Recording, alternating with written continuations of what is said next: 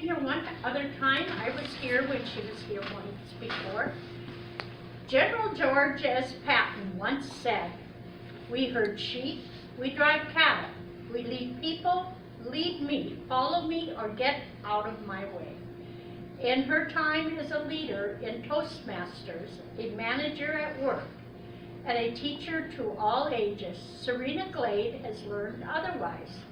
Today she is here to share her experience and inspire us all to lead in her own little way. Please help me welcome Serena Glade. Thank you. I cannot claim to be a leader in gardening. I am a leader at killing plants, so I'm not much of a gardener. But it's true, so often people think of leadership as you lead, you follow, or you get the heck out of the way, as General Patton so eloquently said. But it's not always like that. It isn't an or situation, it's an and situation. And I'd like to tell you a little bit about what I've learned over my years of being a leader. First of all, you need to have passion to be a leader. If you want to follow somebody, are you going to follow somebody who's a fuddy-duddy? No. You're not going to follow somebody who isn't passionate about what they're doing. You want to follow somebody who has desire, but you also want to follow somebody you can trust. And trust is very important. How do you build trust?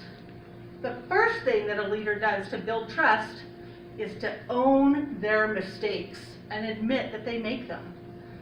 So you always want to make sure that if you make an error, you own it. It's your error and you're going to fix it. If I make a mistake, which I do periodically, not as frequently as I used to, I always make sure that I take the steps to fix it, that I make those motions, because that's my job, is to own that mistake. And you also want to follow somebody who has a little bit of an emotion. We're not following robots here. We're not following people who are not passionate. So you've got your emotional desire and your passion and your ownership. Those are the three things that you really want to have as a leader. But let's talk about following and leading and getting out of the way. Every leader starts out as a follower. When you were little, you didn't start by leading the way. You started by following somebody. Every time we want to learn something new, we have to follow. We have to swallow our pride, admit we don't know what the heck we're doing, and follow. But that's not something that we ever stop doing. I follow every day of my life. I follow somebody who knows more about it than I do. I follow somebody who might be able to teach me something. I follow somebody who might have the experience of age, who can tell me what it's going to be like in 20 years. I follow somebody who's been there before. I also follow somebody who's got some passion and who I know that I can trust and I can go and talk to when I need additional guidance. So I'm a follower. I'm not just a leader.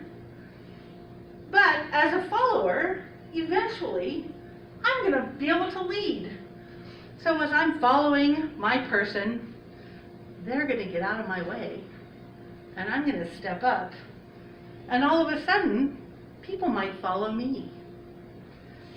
So it's not follow, lead, or get out of the way. It's follow and then lead. So as we're leading, we need to exhibit these things.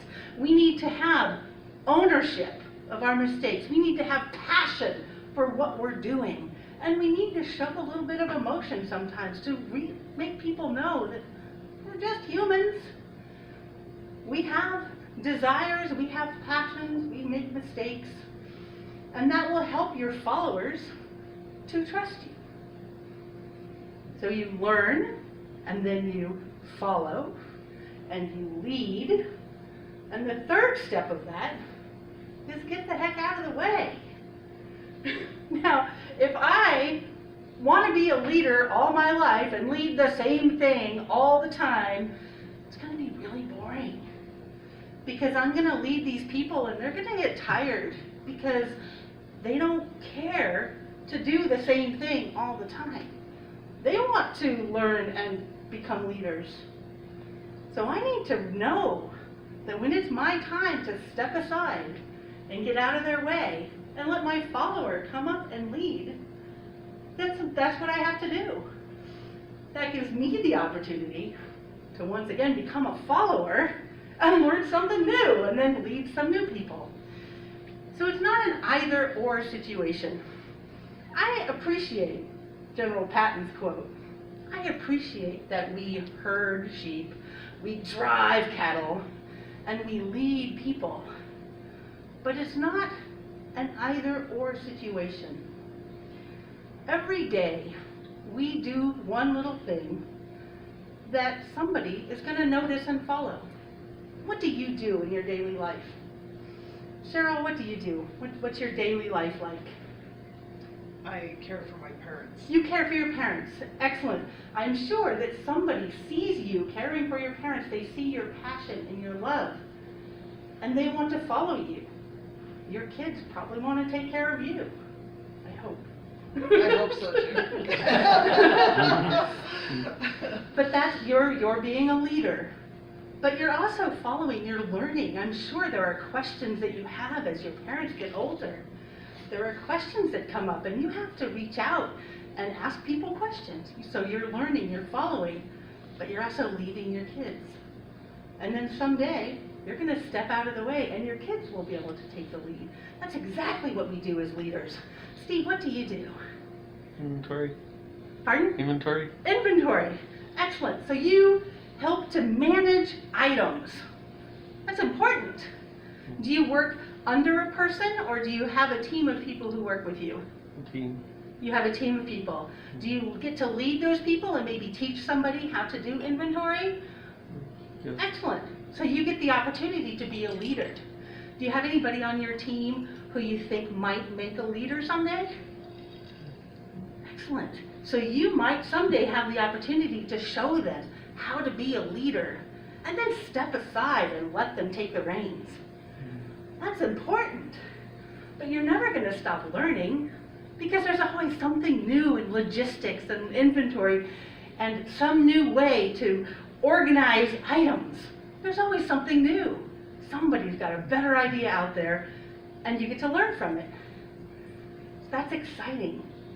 Everything that we do in our daily lives, whether it's work, whether it's play, whether it's family, we have this opportunity every moment to either follow, to lead, or to let someone else lead and step out of the way. I want you to think about that. Think about, what do you do? What are you following? Who has the passion that you want to follow? And then also think about, who do you lead? You don't go through this life alone. I don't only lead my friends at work, my colleagues. I lead my artist friends. I teach people to paint. I also lead people who want to become better speakers. I lead my Toastmasters club. Those are things that I do on a weekly basis, almost a daily basis. I need to do more daily things. But I try to do those and remember that I make mistakes. I'm human. I fall down sometimes. And then I turn to my leaders and I say, help. Help me to be better at leading. And they teach me and I learn. Then I do by teaching my followers to be better leaders. I have a new employee on my staff and he is learning to be a leader. This is his first time as a team lead. He's scared, he's overwhelmed, but he's doing a good job. And I have to keep telling him that. I have to be encouraging. And I have to share my passion but also share all the things that I've learned and all the mistakes that I've made so that he knows that he can trust me to get out of the way when his time comes. So think about that. Take your passion, take your emotional being, and own your mistakes. Be a follower, be a leader, and be ready to get out of the way.